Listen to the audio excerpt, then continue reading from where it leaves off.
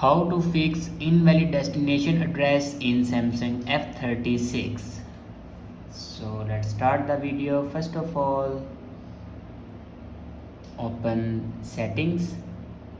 In settings, scroll down and click on connections, and here you can see the option flight mode.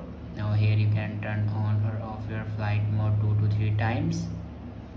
After turn on or off your flight mode, then go back and scroll down and click on apps, and then scroll down and click on messages app. Now here you can click on storage, and then here you can clear the cache memory of messages app. After clear the cache memory, then go back and click on general management, and then click on reset. Now click on reset network settings, and then click on reset settings. After reset the network settings, your problem will be fixed. I hope this video is helpful for you. Thanks for watching.